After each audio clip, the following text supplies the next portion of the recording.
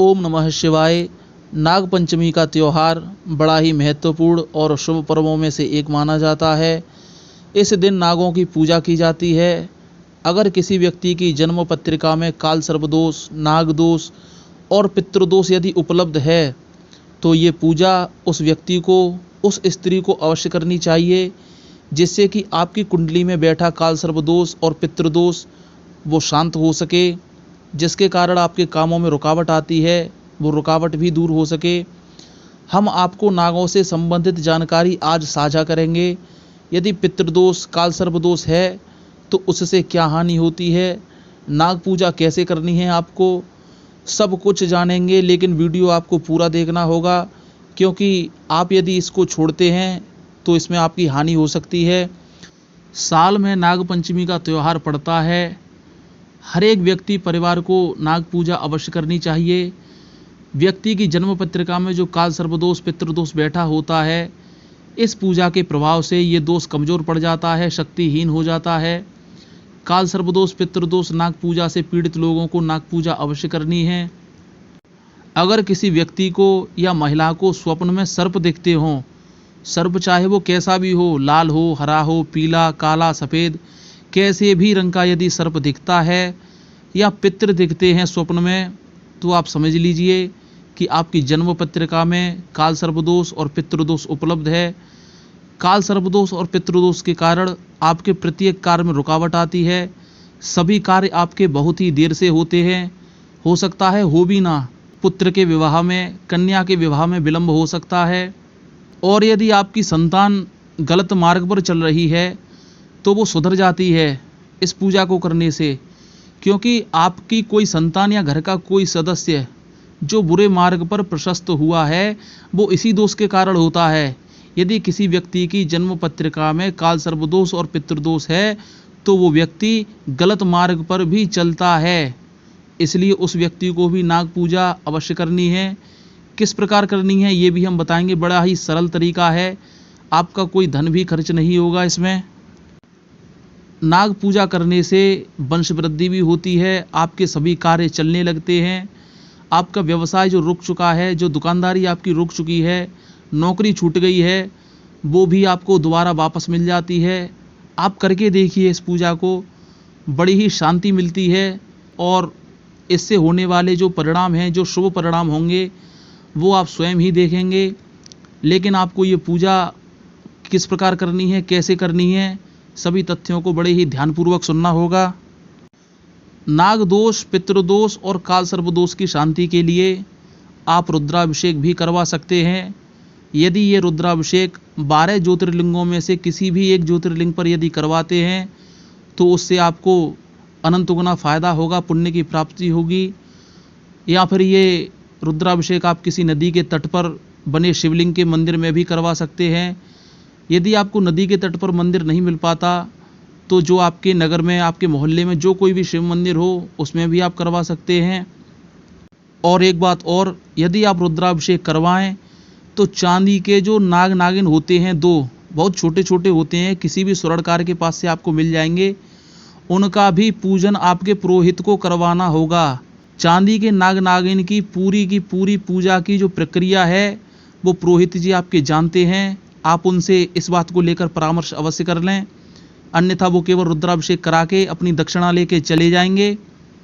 तो आपको नाग नागिन चांदी के अवश्य रखने हैं और पुरोहित जी से कह दें कि इनका भी आपको पूजन पूरे विधि विधान के साथ करवाना है, जिससे कि आपका काल सर्पदोष और पितृदोष शांत हो सके।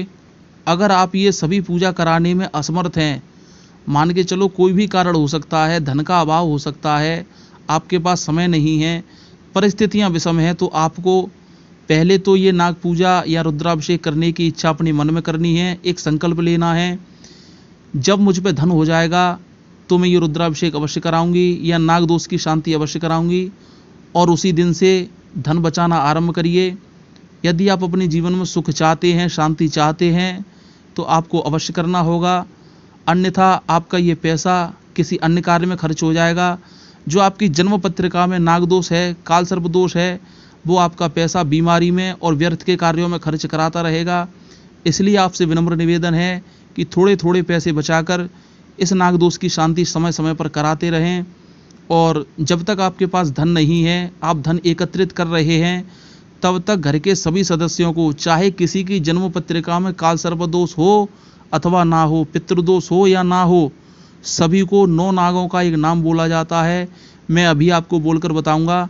प्रातःकाल, संध्या काल अपने घर के मंदिर में बोलिए, या बाहर के मंदिर में बैठकर बोलिए, या आप कुर्सी पर बैठे हैं, किसी चारपाई पर बैठे हैं, तब भी आप इन नामों को बोल सकते हैं। किसी भी प्रकार का कोई दोष नहीं लगता।